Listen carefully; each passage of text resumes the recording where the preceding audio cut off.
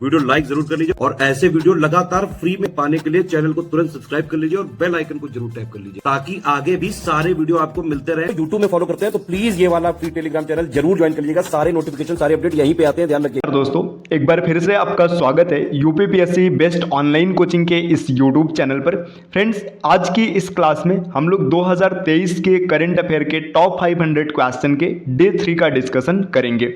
इससे पहले की वीडियोज में हम लोगों ने 2 क्लास कर रखा है, अगर आपने नहीं देखा है तो आप प्लेलिस्ट में जाकर जरूर देखिएगा।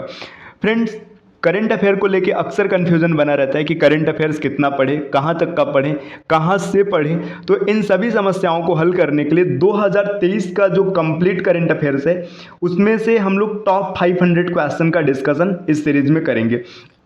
एक क्लास में 20 प्रश्नों का डिस्कशन किया जाता है, तो पहले हम लोगों ने 2 क्लास कर रखा है, अगर आपने नहीं देखा है तो आप प्लेलिस्ट में जाकर जरूर देखिएगा। तो दोस्तों, इस सीरीज से आपका 2023 का पूरा करंट अफेयर डन हो जाएगा। बात करेंगे 2024 का करंट अफेयर कहाँ से पढ़ें, तो study for civil services team के मेन चैनल पर 2024 का करंट अफेयर चल रहा है, आप उसे वहाँ से देख सकते हैं, जो कि आपको डेली बेसिस पर और मंथली बेसिस पर भी मिल सकते हैं। इसके अतिरिक्त आप टीम के पेड कोर्सेज से जुड़ करके करंट अफेयर के साथ साथ कंप्लीट पीसीएस की तैयारी आसानी से कर सकते हैं। अभी हाल ही में कुछ नए बैचेस स्टार्ट किए गए, तो आप चाहें तो एक बार टीम के इन नंबर्स पे कॉल करके पेड कोर्स से जुड़ने की प्रक्रिया समझ सकते हैं। इसके अतिरिक्त प्ले स्टोर से स्टडी फॉर सिविल सर्विसेज का एप्लीकेशन जरूर इंस्टॉल कीजिएगा, जिससे आप टीम के पेड कोर्सेज से भी आसानी से जुड़ जाएंगे और जितने फ्री इनिशिएटिव्स हैं आप उनका भी लाभ प्राप्त कर पाएंगे। तो दोस्तों, चलिए स्टार्ट करते हैं। आज हम लोग प्रश्न संख्या 41 से लेकर 60 तक का डिस्कशन करेंगे। आप वीडियो को अंत तक देखिएगा और साथ में अंतिम में आप कमेंट करके बताइएगा कि 20 प्रश्नों में कितने क्वेश्चंस आपके ऐसे थे जो पहले से आपको आते थे या फिर आपके सही बने थे। तो देखिए, यहां पर पहला प्रश्न दिया है आज की क्लास का, निम्नलिखित में से किस राज्य के मुख्यमंत्री ने 1 जनवरी 2023 को 101 करोड़ रुपए के परिव्यय के साथ मुख्यमंत्री सुखाश्रय सहायता कोष का शुभारंभ किया है। देखिए, यही प्रश्न यहां पर इंग्लिश में दिया है। Which of the following states chief minister launch the chief minister Sukhashray Sahayata Kosh on 1 January 2023 with the outlay of 101 crore rupees. तो देखिए, आपको ये बताना है कि किस स्टेट के मुख्यमंत्री ने ये योजना शुरू की है। तो अगर हम लोग बात करेंगे, ये योजना शुरू किया हिमाचल प्रदेश के मुख्यमंत्री ने। यहाँ पर कुछ एक्स्ट्रा डेटा दिया गया। हिमाचल प्रदेश के सभी मंत्री और कांग्रेस विधायक अपना पहला वेतन कोष में देंगे। इस योजना का उद्देश्य जरूरतमंद बच्चों और निराश्रित महिलाओं को उच्च शिक्षा एवं सुविधा प्रदान करना है। तो देखिए, ये हिमाचल प्रदेश के मुख्यमंत्री ने इस योजना की शुरुआत की है और इसका मुख्य उद्देश्य क्या है, जो बच्चे हैं और साथ ही साथ जितनी निराश्रित महिलाएं हैं इनकी सहायता करना, इनको शिक्षा की सुविधा प्रदान करना है। चलिए फ्रेंड्स, आते हैं अगले प्रश्न पर, प्रश्न संख्या 42। यहाँ पर क्या दिया, जनवरी 2023 में government e market place GEM द्वारा जारी रिपोर्ट के अनुसार वर्ष 2022 में निम्नलिखित में से किस मंत्रालय ने MSME विक्रेताओं में से सबसे अधिक खरीद की है। तो देखिए, MSME विक्रेताओं की बात करेंगे तो इसमें सबसे ज़्यादा खरीद डिफेंस मिनिस्ट्री अर्थात रक्षा मंत्रालय ने किया है। ये विकल्प ए सही हो जाएगा। यहाँ पर इंग्लिश दिया है इस क्वेश्चन का, आप देख सकते हैं। विच of the following ministry procured maximum from MSME sellers in the January 2022 as per the report released by Government E-Marketplace in January 2023 Ministry of Defense। यहाँ पे कुछ एक्स्ट्रा डेटा दिया गया। सभी राज्यों में उत्तर प्रदेश ने GEM के जरिए सबसे अधिक यानी 9,642 करोड़ रुपए की खरीद की है। गवर्नमेंट E-Marketplace अगस्त 2016 में लॉन्च किया गया था। तो इसे भी याद रखिएगा कि अगस्त 2016 में इसे लॉन्च किया गया था, क्योंकि आजकल क्वेश्चंस थोड़े से डीप में आ रहे हैं, तो ऐसा भी पूछा जा सकता है कि इसे कब लॉन्च किया गया था। दोस्तों, आगे बढ़ते हैं। अगला प्रश्न यहाँ पर क्या दिया है, जनवरी 2023 में केंद्रीय मंत्रिमंडल ने गोवा के ग्रीनफील्ड इंटरनेशनल एयरपोर्ट मोपा का नाम परिवर्तित कर निम्नलिखित में से किसके नाम पर रखा है। देखिए, इन January 2023 the union cabinet has renamed Goa's greenfield international Mopa airport after which of the following. देखिए, किसके नाम पर रखा गया, तो मनोहर पारिकर के नाम पर रखा गया, जो कि गोवा के मुख्यमंत्री भी रहे थे। तो आप इसे जरूर याद रखिएगा। चलिए दोस्तों, अगले प्रश्न पर आते हैं, प्रश्न संख्या 44। यहाँ पर क्या दिया गया, क्वेश्चन कुछ ऐसा दिया, ताड़ के पत्तों से सृजित पांडुलिपि के विश्व में प्रथम संग्रहालय के बारे में सही कथनों का चयन कीजिए। Choose the correct statements about the world's first palm leaf manuscript museum. अगर पाम लिप मैन्युस्क्रिप्ट म्यूजियम की बात करेंगे तो देखिए यहाँ पे कुछ डेटा दिया गया, इसको पढ़ते हैं। जनवरी 2023 में केरल की राजधानी तिरुवनंतपुरम में इस संग्रहालय को स्थापित किया गया। तो ये फैक्ट बिल्कुल सही है कि केरल के तिरुवनंतपुरम में इसे स्थापित किया गया था। इस संग्रहालय में भारत की भूमि पर यूरोपीय शक्तियों को पराजित करने वाले एशिया के पहले साम्राज्य त्रावणकोर की कहानियों को प्रदर्शित किया गया। यह भी बिल्कुल सही है। आगे दिया, यह संग्रहालय 300 साल पुरानी इमारत में स्थित है। यह भी बिल्कुल तथ्य सही है। मतलब जितने भी तथ्य यहां पर दिए गए सब के सब सही है। तो विकल्प डी इस प्रश्न का सही उत्तर बनेगा, उपर्युक्त सभी। सेम यही डेटा यहां पर इंग्लिश में दिया गया, तो आप इसे यहां से देख सकते हैं। चलिए दोस्तों फिर आगे बढ़ते हैं। प्रश्न संख्या 45 में दिया है, निम्नलिखित में से कौन सा जिला हाल ही में लगभग 10,000 नए सूक्ष्म लघु और मध्यम उद्यमों MSME को पंजीकृत करने वाला पहला जिला बन गया। यही डेटा यहां पर इंग्लिश में दिया है। Which of the following district has recently become the first district to registered around 10,000 new micro small and medium enterprises. तो इसका सही उत्तर हो जाएगा एर्नाकुलम, मतलब केरल यहां पर राज्य है, एर्नाकुलम डिस्ट्रिक्ट है, विकल्प डी। आते हैं अगले प्रश्न पर। प्रश्न संख्या 46 दिया है, जनवरी 2023 में अमेरिकी संसद में निम्नलिखित में से किस देश का प्रमुख गैर नाटो सहयोगी देश का दर्जा रद्द करने के लिए विधेयक पेश किया गया है। तो दोस्तों इसमें है नल्ला पाकिस्तान, विकल्प बी है ना। नल्ला एकदम बेकार, एकदम खटारा पाकिस्तान ये है और इसी के लिए ऐसा किया गया है। चलिए आते हैं अगले प्रश्न पर। प्रश्न संख्या 47 में दिया है, हाल ही में भारत में निम्नलिखित में से किस क्षेत्र की पुरानी परिभाषा बदलकर एक नई परिभाषा बनाई गई है। यहां पर यही डेटा इंग्लिश में दिया, the old definition of which of the following has been changed by department of telecommunication. मतलब टेलीकम्युनिकेशन ने ये परिभाषा चेंज किया, तो ये डेफिनेशन चेंज किया गया ब्रॉडबैंड की। देखिए यहां पर दिया, भारत में ब्रॉडबैंड की नई परिभाषा क्या है। नई परिभाषा के मुताबिक इंटरनेट की डाउनलोड स्पीड कम से कम 2 Mbps होनी चाहिए। यह विकसित देशों से काफी पीछे है। उदाहरण के लिए अमेरिका में यह 25 Mbps है और कनाडा में 50 Mbps है। मतलब जो डाउनलोड की स्पीड है भारत में कितनी हो, कम से कम 2 Mbps होनी चाहिए, मतलब 2 MB/सेकंड होनी चाहिए। चलिए दोस्तों आते हैं अगले प्रश्न पर। प्रश्न संख्या 48, डिजिटल इंडिया मोबाइल वैन के संबंध में सही कथनों का चयन कीजिए। Choose the correct statement regarding digital India mobile van. Data क्या दिया है, इस वैन की शुरुआत 2 फरवरी 2023 को उत्तर प्रदेश के मुख्यमंत्री योगी आदित्यनाथ जी ने किया है। बिल्कुल सही है, डिजिटल इंडिया मोबाइल वैन की शुरुआत योगी आदित्यनाथ जी ने किया है। इस मोबाइल वैन का मुख्य उद्देश्य डिजिटल इंडिया की पहल के बारे में जागरूकता फैलाना और G20 digital economy working group के बारे में जानकारी फैलाना, ये भी बिल्कुल सही है। भारत के G20 शेरपा श्री अमिताभ कांत को सुषमा स्वराज भवन में डिजिटल इंडिया मोबाइल वैन का डेमो दिया गया, ये भी बिल्कुल सही है। तो विकल्प डी इस प्रश्न का सही उत्तर बनेगा, उपर्युक्त सभी। दोस्तों आते हैं अगले प्रश्न पर। प्रश्न संख्या 48 में दिया है, किस डिजिटल पेमेंट ऐप ने सर्वप्रथम राष्ट्रीय स्तर पर UPI भुगतान की सुविधा शुरू कर दी है। यहाँ पर ये अंतरराष्ट्रीय स्तर पर, यहाँ पर ये डेटा इंग्लिश में दिया, which digital payment app has recently launch first UPI international payment facility. तो ये फोन पे ने किया है। अब देखिए फोन पे के बारे में यहाँ पे कुछ मतलब ये दिया है कहाँ इसने स्टार्ट किया। फोन पे ने सीमा पार मॉरिशस, भूटान, नेपाल, UAE और सिंगापुर जैसे देशों में UPI भुगतान सुविधा शुरू की है। तो फोन पे ऐसा पहला मतलब ऐप बना है जिसने क्या किया है, इंटरनेशनल UPI की शुरुआत कर दी है।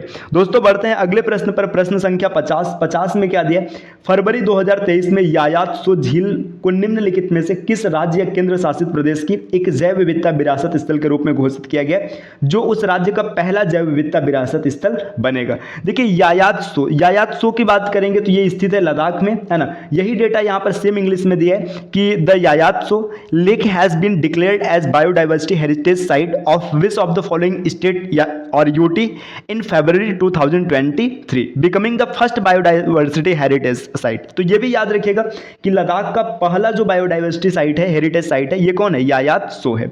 यहाँ पर एक्स्ट्रा डेटा कुछ दिया है, यायात्सो झील को चुमाथांग गांव की पंचायत जैव विविधता प्रदर्शन समिति ने सिक्योर हिमालय परियोजना के साथ मिलकर जैव विविधता अधिनियम के तहत लद्दाख का पहला जैव विविधता विरासत स्थल घोषित किया है। यह झील 4820 किलोमीटर की ऊंचाई पर स्थित है। तो यह भी याद रखिएगा 4820 किमी की ऊंचाई पर स्थित है। चलिए दोस्तों अगले प्रश्न पर आते हैं। 4820, ठीक है। चल यहाँ पे ये किलोमीटर दिया है,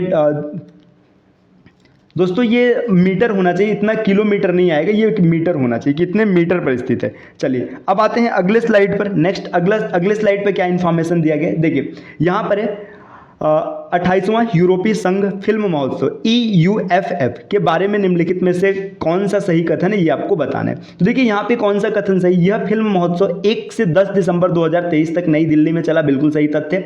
दूसरा, यह फिल्म फेस्टिवल भारत और यूरोपीय संघ के बीच सांस्कृतिक संबंधों को आगे बढ़ाता है, ये भी सही है। तीसरा पॉइंट है, इस फेस्टिवल में 27 यूरोपीय संघ के देशों और यूक्रेन की 25 भाषाओं में 28 फिल्में दिखाई गई थी, ये भी सही है। नई दिल्ली चरण पूरा करने के बाद महोत्सव चेन्नई में 19 से 28 जनवरी 2024 तक आयोजित किया जाएगा, ये भी बिल्कुल सही है। तो यहाँ पे चारों के चारों सही है, तो उपर्युक्त सभी इसका उत्तर बनेगा। चलिए आगे देखते हैं, यहाँ पे देखिए ये उपर्युक्त सही विकल्प डी इसका सही उत्तर होगा। प्रश्न संख्या 52 में यहाँ पर क्या क्वेश्चन दिया, भारतीय रेलवे खान पान एवं पर्यटन निगम IRCTC है ना, ये इसका फुल फॉर्म जरूर याद रखिएगा, Indian railway catering and tourism corporation. IRCTC का फुल फॉर्म दोस्तों जरूर याद होना चाहिए आपको, सुन लीजिएगा एक बार फिर से, Indian railway catering and tourism corporation. ठीक, यहाँ पर ने अपने सेवाओं को बढ़ाने और अपने ग्राहकों को अधिकृत सुरक्षित भोजन प्रदान करने के लिए कौन सी सुविधा शुरू की है। मतलब देखिए IRCTC ने क्या किया, अपने ग्राहकों को सुरक्षित भोजन मिले, इसके लिए कौन सी सुविधा शुरुआत की है, तो व्हाट्सएप फूड डिलीवरी, विकल्प 20 प्रश्न का सही उत्तर बनेगा। अगले प्रश्न पर आते हैं दोस्तों, प्रश्न संख्या 53 में क्या दिए, हाल ही में स्मिथसोनियन एस्ट्रोफिजिकल ऑब्जर्वेटरी द्वारा किस ग्रह की परिक्रमा कर रहे 12 नए चंद्रमाओं की खोज की गई है, और इस खोज के साथ उस ग्रह के चंद्रमाओं की संख्या सबसे अधिक कितनी रहेगी। देखिए बात करेंगे सबसे अधिक उपग्रह किसके हैं, तो सबसे अधिक उपग्रह बृहस्पति के हैं, सबको पता है ना। तो यहाँ पे देखिए बृहस्पति हो जाएगा, और अब संख्या कितना हो गया 92। चलिए यहाँ पे एक्स्ट्रा डेटा दिया, आप इसको पढ़ लीजिएगा। प्रश्न संख्या अगले पर आते हैं 54, जनवरी 2023 में यूक्रेन के किस शहर में स्थित ऐतिहासिक केंद्र को यूनेस्को के लुप्त प्राय विश्व धरोहर स्थलों की सूची में जोड़ने का फैसला किया है।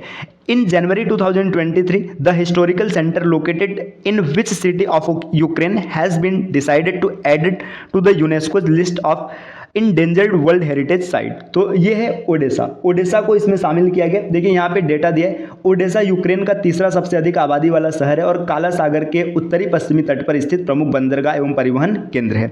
चलिए दोस्तों और बढ़ते हैं आगे, प्रश्न संख्या 55 में क्या दिया, 10 फरवरी 2023 को भारत की पहली मोहल्ला लोक अदालत का आयोजन छत्तीसगढ़ के 5 जिलों में शुरू किया गया। निम्नलिखित में से कौन सा एक ऐसा जिला है जो शामिल नहीं है। तो देखिए सबसे पहले हम लोग बात करेंगे कि जो मोहल्ला लोक अदालत की शुरुआत छत्तीसगढ़ के 5 जिलों से किया गया था। ये 5 जिले हैं, बिलासपुर, रायपुर, दुर्ग, जगदलपुर और अंबिकापुर। तो देखिए 5 जिले हैं, तो आपको बताना है इसमें से कौन सा नहीं। तो देखिए यहाँ पे बीजापुर इसमें शामिल नहीं है दोस्तों। ये डेटा सेम यहाँ पर इंग्लिश में दिया, आप इसको देख सकते हैं।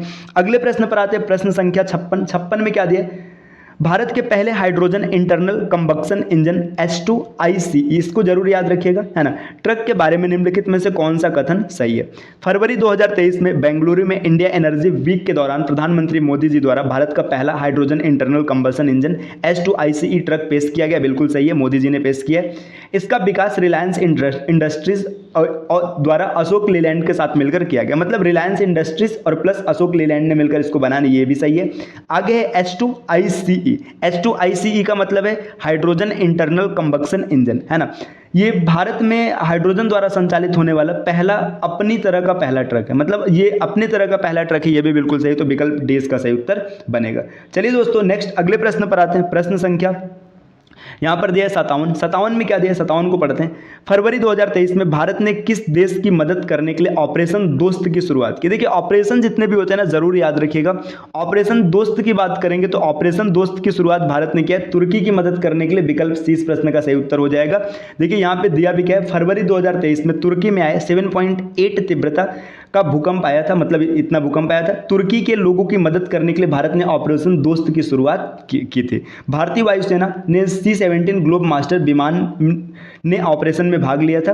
विमान ने भारत में हिंडन एयरबेस गाजियाबाद उत्तर प्रदेश से अपनी यात्रा शुरू किया था। तो ये भी जरूर याद रखिएगा कि किस विमान ने इसमें पार्टिसिपेट किया था, किस विमान ने भाग लिया था। तो C-17 ग्लोब मास्टर, ये नाम जरूर याद रखिएगा, C-17 ग्लोब मास्टर इस विमान ने भाग लिया था। ये शुरुआत कहाँ से होती है, हिंडन एयरबेस कहाँ पर है, गाजियाबाद उत्तर प्रदेश से इसकी शुरुआत होती है। नेक्स्ट अगले प्रश्न पर आते हैं दोस्तों, प्रश्न संख्या 58 में क्या दिया, फरवरी 2023 में निम्नलिखित में से किस राज्य केंद्र शासित प्रदेश में भारत का पहला लिथियम लिथियम भंडार पाया गया। देखिए लिथियम भंडार जम्मू कश्मीर में पाया गया था, ये काफ़ी ज़्यादा न्यूज़ में रहा था, है ना, तो आपको पता होगा। चलिए अब आते हैं यहाँ पे, देखिए कुछ एक्स्ट्रा डेटा दिया, आप इसको देख लीजिएगा, है ना। अगले प्रश्न पर आते हैं, प्रश्न संख्या 59 में क्या दिया, जनवरी 2023 में केंद्र सरकार ने संशोधित सूचना प्रौद्योगिकी, है ना, यहाँ पे कुछ एक्स्ट्रा डेटा दिया ब्रैकेट में, नियमावली 2021 के आधार पर 3 शिकायत अपीली समितियों का गठन किया है। इन 3 समितियों और उनके अध्यक्ष के संबंध में गलत विकल्प का आपको चयन करना है ना। तो देखिए इसके मतलब कौन सा मतलब समिति और उसके अध्यक्ष कौन है, इसके बारे में बता। देखिए पहली समिति के अध्यक्ष राजेश कुमार है, बिल्कुल सही है। दूसरी कमेटी के यहाँ पे देखिए सुनील सोनी दिया, ये लाइनिंग दिख रहा है, मतलब ये गलत हो जाएगा, है ना। तीसरे की बात करेंगे, तीसरे में दिया है कविता भाटिया, तो ये भी बिल्कुल सही। तो दूसरे के अगर सुनील सोनी है नहीं तो कौन है, तो ये है विक्रम सहाय जी, तो याद रखिएगा दूसरे कमेटी के अध्यक्ष, मतलब यहाँ पे जो अध्यक्ष है वो विक्रम सहाय जी है। अगले प्रश्न पर आते हैं, प्रश्न संख्या 60 और आज के क्लास का अंतिम प्रश्न। 12 से 22 फरवरी 2023 के बीच पाकिस्तान उच्चायोग ने निम्नलिखित में से किस मंदिर के दर्शन के लिए 114 भारतीय हिंदू तीर्थयात्रियों के समूह को वीजा जारी किया है। देखिए बात करेंगे पाकिस्तान के उच्चायोग ने किया है, तो कहाँ पे किया, देखिए ये है कटास राज मंदिर, ये पंजाब में स्थित है ना। अब देखिए पाकिस्तान से ये मतलब वीजा जारी किया गया। अब यहाँ पे देख लेते हैं एक्स्ट्रा डेटा। पाकिस्तान उच्चायोग ने पंजाब प्रांत के चकवाल जिले में स्थित श्री कटास राज मंदिर के दर्शन के लिए 114 भारतीय हिंदू तीर्थयात्रियों के समूह के लिए वीजा जारी किया है। ये कटास राज मंदिर पाकिस्तान पंजाब में है, इसको याद रखिएगा। दोस्तों ये आज की क्लास रही, क्लास आपको कैसी लगी आप कमेंट करके बताइएगा, और ये चीज़ जरूर कमेंट कीजिएगा कि 20 में से कितने क्वेश्चंस ऐसे थे जो आपको पहले से आते थे और कितने आपको नए सीखने के लिए मिले हैं। चलिए फिर आपसे मिलते हैं अगले वीडियो में कुछ नए कॉन्सेप्ट के साथ, तब तक के लिए नमस्कार।